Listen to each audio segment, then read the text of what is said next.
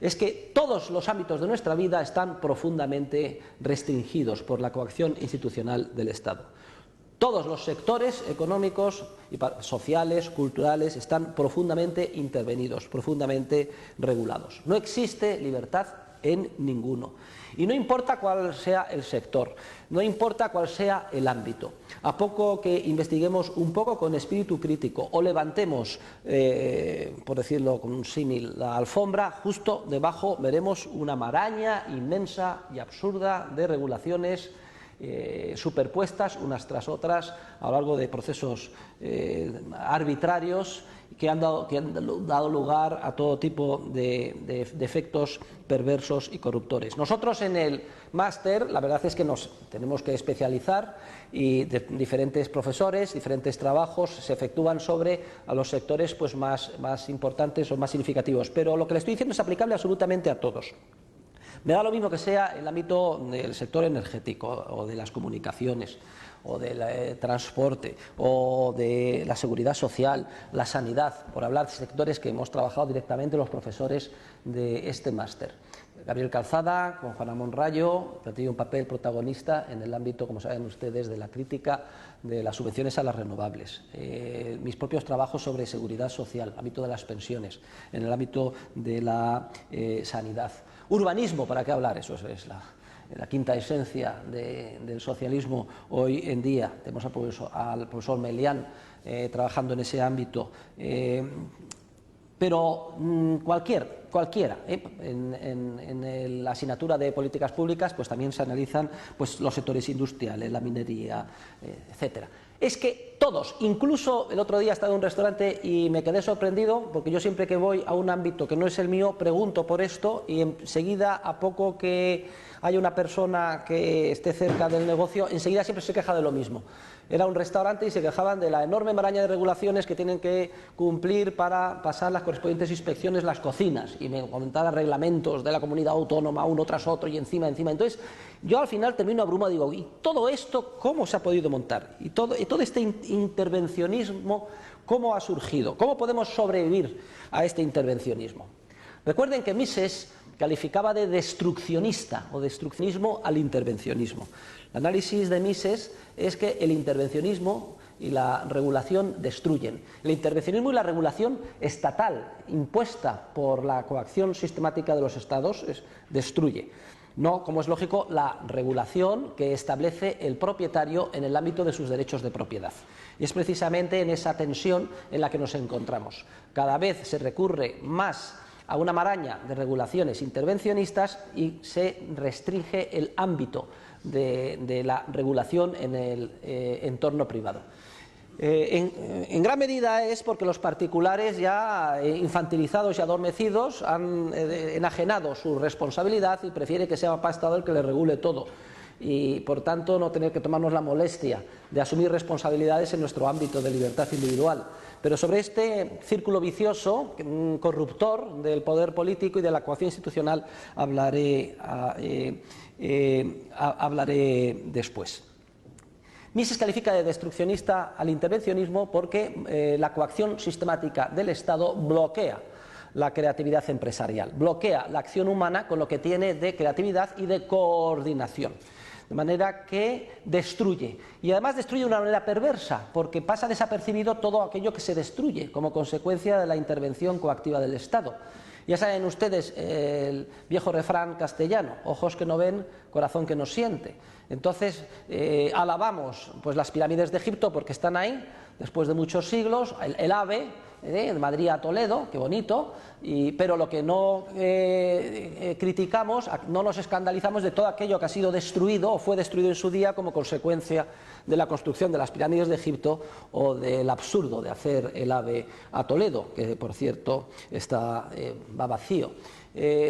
Destruye completamente el intervencionismo. Entonces yo lo que querría es que de alguna manera seamos conscientes en este momento, y no tenemos tiempo ahora, pero sí es nuestra labor en el máster y en los diferentes trabajos de investigación y tesis doctorales que estamos alentando, el estudiar con detalle cuál es la labor, los efectos de destrucción de las medidas de intervención coactiva del Estado en cada uno de los ámbitos o sectores que son todos en los que él mismo interviene y además de manera creciente. Pero sé que aquellos que están aquí y hoy me escuchan tienen conocimiento de primera mano de algún sector específico, pues sea, por ejemplo, la navegación aérea, o sea, lo digo porque hay aquí una señorita, Karen, que trabaja en una línea aérea, pero también hay un distinguido miembro de nuestro movimiento pues que está en una torre de control. Cada uno conoce de primera mano las regulaciones que le afectan y hay otros muchos sectores o ámbitos de las 40 o 50 personas que están aquí que tendremos ese conocimiento de primera mano. Y desde luego les invito a continuamente y sin descanso a aplicar lo que aquí aprendemos al ámbito concreto para ver exactamente cuál es el origen histórico de esa regulación, la maraña de intereses creados a la que sirve y los efectos de destrucción que la misma genera.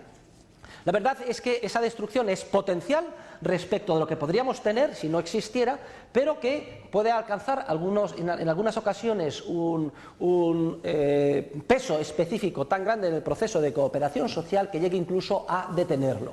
Esto es lo que hemos observado en determinados procesos en el pasado, como por ejemplo con la descomposición y desmoronamiento de las economías del este de Europa, o con la denominada crisis del estado del bienestar, que de alguna forma ya empieza a sentirse en mayor o menor medida en la mayor parte de los estados o de las sociedades del mundo occidental. Incluso podemos reinterpretar fenómenos históricos muy conocidos en los que la labor de destrucción ha sido tal que incluso ha desaparecido todo un proceso de cooperación social o toda una sociedad o todo un imperio. Esa es la tesis que mantengo en la clase en la que explico la caída del Imperio Romano y que es la que no se sabe por qué, parece que se ha, digamos, utilizado o instrumentalizado en términos políticos, llevan vistas más de 145.000 personas en YouTube. Yo explico la caída del Imperio Romano como resultado del destruccionismo de la labor de los gobernantes y además la lógica de los acontecimientos es implacable. Ha sido estudiada por distinguidísimos historiadores.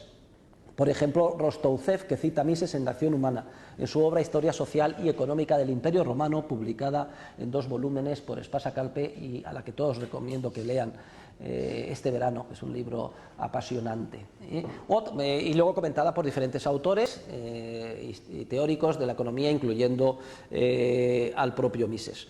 La caída del Imperio Romano es resultado de la destrucción, el efecto destructivo que tiene la intervención del Estado en economía. Y una intervención además basada en regulaciones crecientes, basada en compra de apoyos de legitimidad, basada en, como explico, los juego y circos, panem et circenses, lo que hoy sería extrapolable pues, al fútbol y a las subvenciones. Y cómo esto genera un efecto de imán, de atracción continua de población hacia Roma, donde se da un día sí, otro no, ya saben, los días fastos y nefastos, juegos. De hecho, lo único que nos ha quedado si van ustedes a Roma pues es el Coliseo Romano, el circo, etcétera, ¿no? Que les encantaba.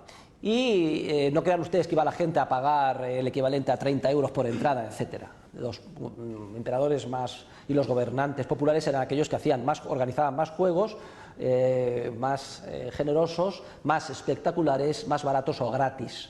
Lo mismo sucedía con el reparto subvencionado de alimentos, concretamente de trigo, en el caso de la Anona. Y esto lo que hace es, por un lado, atraer cada vez más población que llega a Roma para vivir de la subvención y dejar despoblado el campo, donde por otro lado no interesa seguir trabajando porque los alimentos se venden gratis o casi gratis en Roma. Se produce un efecto de crecimiento continuo de la población que no es resultado de un sano aumento de la urbanización propio del desarrollo del sistema capitalista, sino de este efecto perverso de atracción que tiene el estado del bienestar. Roma pasa a tener más de medio millón, roza el millón de habitantes. Y el problema es que el coste tremendo es inasumible por parte del erario público y los emperadores reaccionan, sobre todo a partir del siglo III y de los trajanos, pues devaluando la moneda o envileciéndola, eliminando la cantidad de metal precioso y multiplicando, por tanto, la oferta monetaria, lo cual hace que los precios se disparen y reaccionan ante esto, prohibiendo por ley que se efectúen transacciones a precios de mercado tan nominalmente elevados, resultado, digo, de la inflación, y estableciendo lo que se llaman los precios máximos, lo cual ya descuajeringa, bloquea de todo el proceso productivo, porque esos precios establecidos por la ley, muy inferiores a los que fijaría el mercado, ya no es interesante producir. Entonces se produce un efecto generalizado de escasez. Aquello a lo que se quería proteger estableciendo el precio máximo desaparece del mercado. Ya no es interesante vender para el mercado. Entonces, fíjense, el proceso de profundización de la división del conocimiento, mal llamado antes del trabajo, en el que nos especializamos cada uno en un ámbito más circunscrito y salimos ganando, intercambiando con lo que producen con esa misma filosofía de especialización los demás, se revierte, se invierte. Yo tengo que abandonar Roma porque no hay comida y vuelvo al campo, pero como lo que produzco en el campo no lo puedo vender a un precio que sería el de mercado mutuamente satisfactorio, porque me cortan las manos o me matan, entonces, ¿qué es lo que hago? Vuelvo a un nivel de subsistencia en el que yo tengo que reproducir o simular el conocimiento que antes estaba disperso en muchos oficios, ahora los tengo que hacer yo malamente. Y yo, por tanto, tengo que cultivar mi tierra, tengo que cazar o cuidar a mis animales, curtir mis pieles, construir mi casa, y sin recurrir, como antes, al floreciente mercado que existió hasta el final de la República, comienzos del Imperio. El proceso de desarrollo económico basado en la división del trabajo se revierte, se contrae, desaparece la división del conocimiento, volvemos a una economía de subsistencia sin división del trabajo y sin intercambio. Por tanto, un proceso que es el que hace que el Imperio Romano se desmorone, que la población se contraiga, que sea muy fácil para los bárbaros ocupar lo que eran nada más que los despojos de lo que había sido una floreciente sociedad. Esta tesis, que es la que explico en el vídeo, pues ha querido ser extrapolada a la situación actual, y la verdad es que existen motivos para ello. O sea, ha caído el muro de Berlín y, por tanto, el socialismo real, el gran peligro de nuestro tiempo es caer en la autocomplacencia y pensar que estamos en el mejor de los mundos. El fin de la historia, decía Francis Fukuyama. Sin embargo, no es así. A mí me gustaría que todos fuéramos conscientes de que estamos en una tensión que nunca se termina, de lucha entre el bien y el mal, entre la libertad y la coacción, y que aquí nos estamos jugando mucho. No solo un futuro muy prometedor que a lo mejor nunca llega como consecuencia del destruccionismo, sino que es posible que ese destruccionismo, la verdad es que lleguemos a ser conscientes de que destruye incluso aquello del entorno que nos rodea, que valoramos y consideramos importante. En esta